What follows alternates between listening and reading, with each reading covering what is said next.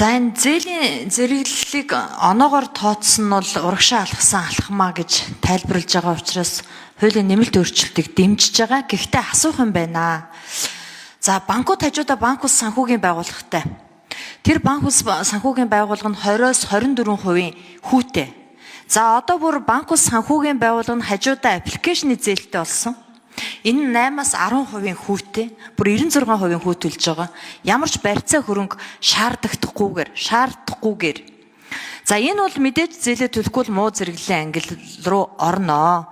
За яагаад ийм нөхцөл байдлууд үүсэт байна гэхээр энэ муу зээлийн ангилал чинь 6 жилээр байдаг. Энд буцаага зээл олгодгүй учраас л энгийн иргэд зээлээс зээлийн хооронд амьдарч байгаа шүү дээ. Аль болохоор хөнгөлттэй зээл авах гал муу зээл нь тооцогддгоо. Ингээ одоо сүүлдээ аппликейшны зээлүүд асар их гараад ирцэн. За би сая 21 аймгаар тойроод явж байхад ерөөсөө энэ Монголын ард түмэн чинь татвар төлөхийн төлөө амьдраад байна. Дээр нь зээлээс зээлийн хооронд амьдраад байна. За сая Хүсгэл аймагт болсон галыг ярьж байна. Давагдшгүй хүчин зүйл тийм үү? За тэгвэл манай говийн тойрогт бас юм давагдшгүй хүчин зүйл байна. Дорноговь аймгийн Ихэд сумын малч надаас ингэж асууж байна. За малчны зээл авцсан байсан, зуд болсон, мал нь үгүй болсон. За 1 жилээр зээлийн эргэн төлөлтийг хойшлуулсан. Одоо зээлээ төлөх болоход аппликейшны зээл арга буюу авч нөгөө зээлээрээ төлж гинэ гэж байгаа. Тэгэхээр энэ тохиолдолд зээлийн одоо тэр онооны систем нь яг яаж үйлчлэх юм? Буцаад муу зэрэглэлийн ангил руу орчин. Аппликейшны зээл авцсан. Одоо дахиад төлөх ёстой болно доо.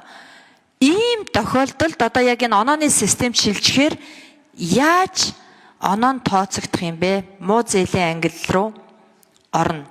Орохдоо нөгөө 6 жилийн аваа ийцэн гэж байгаа шүү дээ Бачигург шүнэ. Тэгэхээр энэ яг ямар зохицуултаар яаж орж байгаа вэ? Монгол банкнаас асууя. Одоо ингээл дахиад одоо банкуд байсан, банк ус санхүүгийн байгууллагатай болсон одоо аппликейшны зээлүүд ингээл гараад идэг. Эдгээр нь ямар ч барьцаа хөрөнгөгүйгээр өндөр хүүтэй зээл өгöd нь штэ. Эндий зохицуулт буюу энэ нэг л өдөр хадгалам зээлийн хоршоо дампуурсан шиг энэ аппликейшны зээлүүд нэг л өдөр дампуураад алга болоход ямар зохицуулт хийх юм? За Бачигург шүү хариулт өгье. Тийм хар жагсаалтын зүйл алга болно. 6 жилээр санхүүгийн ял өөрүүлдэг зүйл байхгүй болно гэж ойлгож болно. Харин зөв мэдээлэл нь 5 жил одоо зарчмын зүйтэй саналаа гаргаснаар 5 жилээр хадгалагдана. Энд гэхдээ хар жагсаалт биш зөв мэдээлэл хадгалагдана. Дата баазна. Үүгээрээ дамжуулаад банк болон банк бусууд бол онооны системээр үнэлээд зээл олгоно. Тэр онооны систем нь бол бодит горимоор явж байх юм. Өнөөдөр яг бодит амьдрал дээр ямар кейс гараад байна вэ? Яг таны хэлснээр одоо иргэн шууд аппликейшн 2-3 аппликейшнийг зэрэг асааж байгаа зээл аваад үүгээрээ дамжуулж нэгснэ санхүүгийн одоо дампууралд орох төвшөнд орчоод байгаа иргэд төлж чадахгүй орлого зарлагын хувь нь. Тэгэхээр бодит горимоор онооны системд орсноороо болоод ингэж олон аппликейшн зэрэг зээл авах бас бололцоо нь тодорхой хэмжээгээр хомигдно. Яагаад гэвэл тэр шууд харагддаг болно. Ямар аппликейшнээр зэрэг хандлт өгсөн бэ гэдэг. Энэ малчтын зээл ярьж байна л да. Малчтал бол үнэхээр хамгийн сайн зээлгчдүүд нэг байдаг юм. Ипотекийн зээл, малчтын зээл, эргэн төлөлтөө өөрөө. Тэгэхээр тодорхой хэмжээгээр энэ нь бол урамшуулдаг болно гэж ойлгож болно. Яг л тухайн эргэн малчин зээлээ цаг хугацаанд нь төлөөд яваад байгаа бол оноо нь өөр өснө. Үүгээрээ дамжуулаад санхүүгийн сахилга баттай иргэн гэдгээр өөр тодорхой онооны системээр тодорхойлоод банк болон банк санхүүгийн байгууллагууд үүн дээр хараад шууд баг барьцаа хөрөнгө шаардсан аль эсвэл хүүн буурах гэм болцоо үүснэ л дээ. Яг олон улсын кейстэй ч тэгж гарсан байгаа. Түрүүнээс Батэрдэн гишүүн хэлсэн дурдсан. Вьетнамд бол 2000 оны ихээр онооны системд шилжснээр яг манайхтай адилхан 18-аас 20% жилийн хүүтэй зээлүүд нь буураад өнөөдөр нөхцөл байдал бол 12-аас 14 рүү орсон юм. Энэ бол цэвэр эрсдлээ үнэлж чаддаг болсон зүйл. Хоёрдугаарт банкуудын урсгал зардал нь буурсан зүйлтэй холбоотой л доо.